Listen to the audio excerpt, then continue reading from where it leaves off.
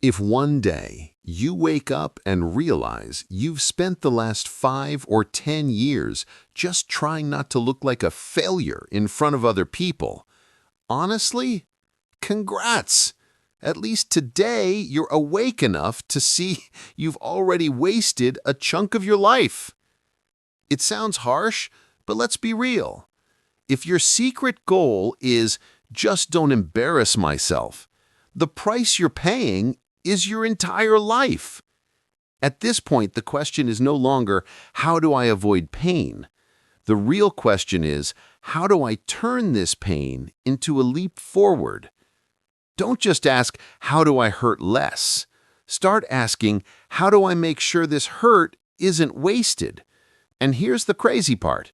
The guy behind the iPhone or MacBook you're probably using right now, Steve Jobs, got slapped by life in a way that makes most of our stories look small. He was kicked out of the very company he started, 30 years old. From tech genius, the face of Apple, to the guy who got fired from his own company on the front page. The whole tech world looked at him and thought, he's done. That's it. That's the end of the story. Steve later said it was a very public failure, and that for a while he didn't know what to do with himself. He felt like he had let an entire generation of entrepreneurs down, like he had dropped the baton during a relay race. He thought about leaving Silicon Valley altogether, just disappearing. But then something important clicked for him. He realized one simple, powerful thing. He said, I'd been rejected, but I was still in love. He still loved the work. He still loved building things. He still loved technology and creating the future. That love didn't vanish just because a board of directors voted against him. So from that low point, he started again. He built a new company called Next. He bought a little graphic studio that later became Pixar. Pixar went on to create Toy Story, the first full-length 3D animated movie. The technology Next built eventually became the core of Apple's operating system. Years later, Apple was struggling. They needed new direction, so they bought Next. Steve came back. Then we got the iMac, the iPod, the iPhone, the iPad, and a completely new era of personal tech. Looking back, Steve said getting fired from Apple was the best thing that could have ever happened to him. He called it bitter medicine, but medicine the patient probably needed. He also said, sometimes life hits you in the head with a brick. Don't lose faith. And he gave some very specific advice. You have to find what you love. The only way to do great work is to love what you do. If you haven't found it yet, keep looking. Don't settle. And he ended with this line. Your time is limited, so don't waste it living someone else's life. That's his advice on exactly what we're talking about today. Life will hit you. Don't lose faith. Don't live on someone else's script. Find what you love, and don't settle for, it's fine, I guess. Now, let's talk about you. You're somewhere in the US, in your 20s or early 30s. Your alarm goes off, you grab your phone, you check email, Teams, Slack, you drag yourself out of bed and get ready for work. You sit in traffic or on the train, you go to the office or sit at your kitchen table with your laptop, you do your 8 hours. You don't hate your job enough to storm out, but you definitely don't love it. At lunch, you open LinkedIn. You see classmates posting, I'm excited to share that I've been promoted. New role, new chapter, honored to be featured in. In the evening, you scroll Instagram or TikTok. You see people traveling, running their own business, working from anywhere, living their best life. And you? You've got a good job, health insurance, an apartment, a car payment, student loans you're slowly chipping away at. From the outside, everything looks fine, stable, responsible. But when the alarm rings in the morning, the first thought in your head isn't, let's go. It's more like, I wish I was living a completely different life. You know you're not really happy. You feel it. You feel it every Monday morning. But you're also terrified of changing anything. Why? Because somewhere in your mind, 3 beliefs are running the show. First belief, if I fail, that means I am a failure. You blur the line between an event and who you are. One failed startup equals I'm not cut out for business. A few rejected job applications equals I'm not good enough. Getting laid off once equals I must be worthless. But here's the truth. You can fail at one thing without being a failure as a person. Second belief, everyone will remember my failure forever. You think if you start a YouTube channel and it flops, your whole town will laugh at you. If you launch a business and it closes, your family will talk about it for decades. But in reality, people are busy. They're worried about their own rent, their own jobs, their own marriage, their own insecurities. No one is replaying your failure in their head every night. The only person doing that is you. Third belief. One big failure means the story is over. You treat life like one exam. You fail it once, and that's it. But life isn't a single test. It's a map full of turns and side roads and detours. One dead end does not mean the whole map is broken. So let me ask you straight. Have you been living this way? Have you been living to avoid mistakes instead of living to move forward? To make sure this doesn't stay just inspirational, I want to give you a simple framework for turning a slap into a leap. I call it LEAP. A leap that doesn't come from motivation quotes, but how you actually respond to what hurt you. Step 1. Look at the truth without the drama. After any big hit, you need to separate. What actually happened, and what story am I adding on top of it? You get laid off. The truth might be the company cut 20% of staff. The market is rough. Maybe your performance slipped. Maybe you were in the wrong place at the wrong time. The story in your head is, I'm useless, I'll never recover, everyone else is moving ahead without me. You get rejected from a job, a program, an opportunity. The truth? They chose somebody else who fit what they needed. It sucks, but it's not a moral judgment on your soul. The story in your head is, I'm not smart enough. I'm way behind. I should just lower my expectations. Sit down and answer 3 very specific questions. What exactly happened if I strip away the drama and the emotions? What part of this did I actually have control over, and where did I fall short? If I could rewind to right before this slap, what would I do differently? You're not doing this to beat yourself up. You're doing this to take your power back. Because when you see your part in the story, you also see your power to change what happens next. Step 2.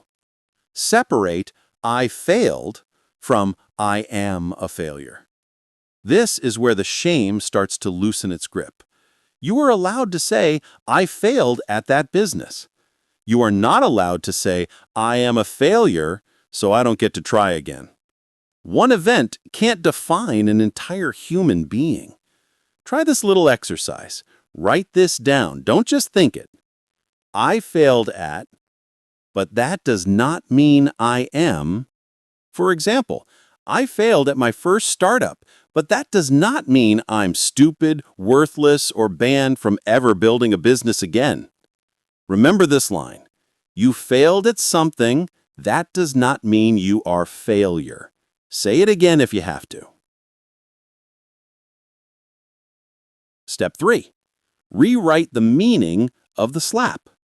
This is the step most people skip, and it's the step that actually turns pain into a pivot.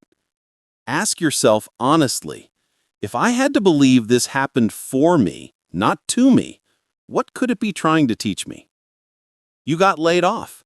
Maybe it's a message. You've been sitting in a role that no longer grows you. It's time to move. You got dumped. Maybe it's a signal. You need to learn how to stand on your own feet before you hand your whole self to someone else again. Your startup collapsed. Maybe it's a wake-up call. You need deeper skills in finance, systems, leadership, not just passion and hype.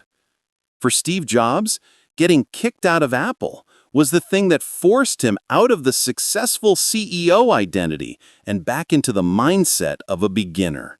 Less ego, more curiosity, more freedom to experiment.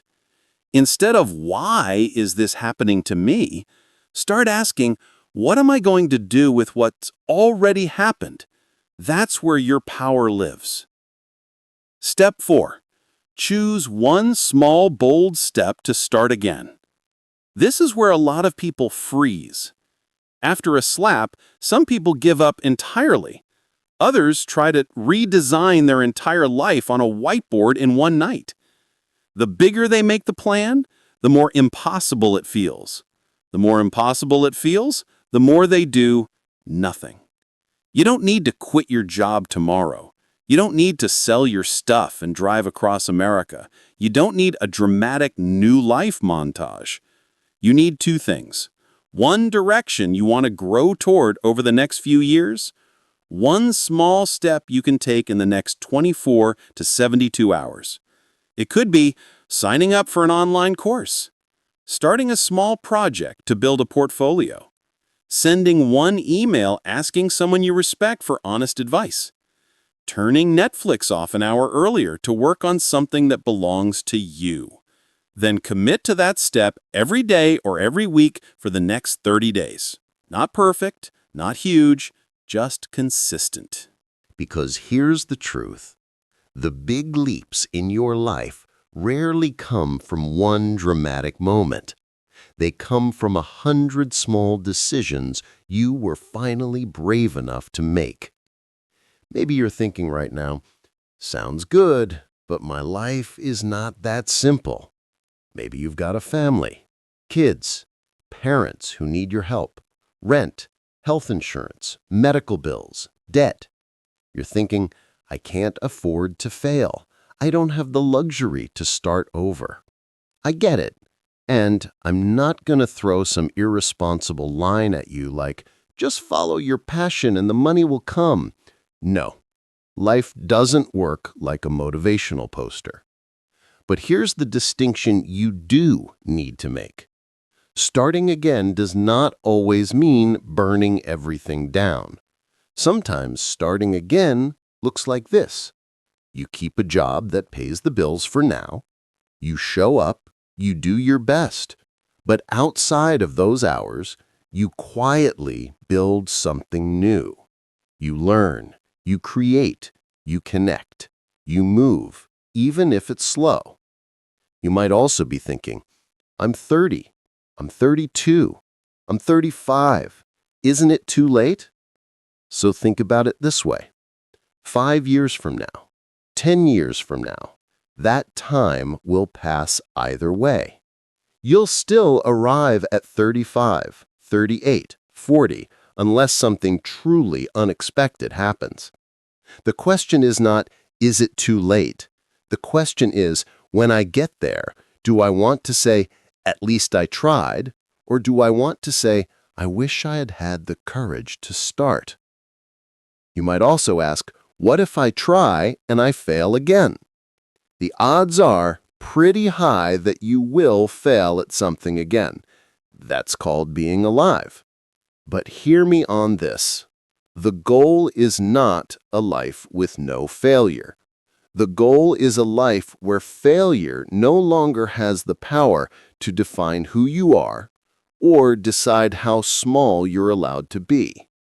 So let's land this. There are 3 things I want you to walk away with. First, life is going to slap you. Sometimes lightly, sometimes hard. That doesn't mean you're cursed. It means you're playing the game.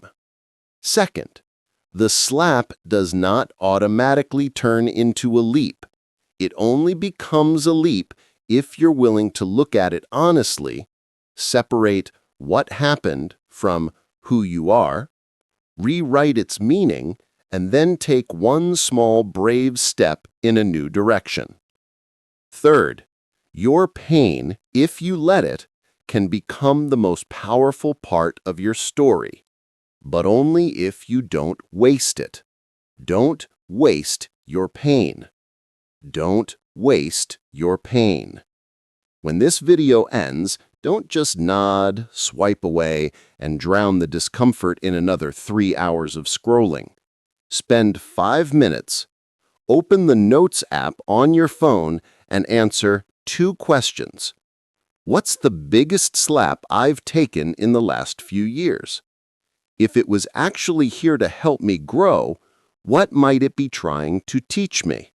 And if today you're drawing a line in the sand for yourself, if you're done letting fear and failure run your life, drop this in the comments.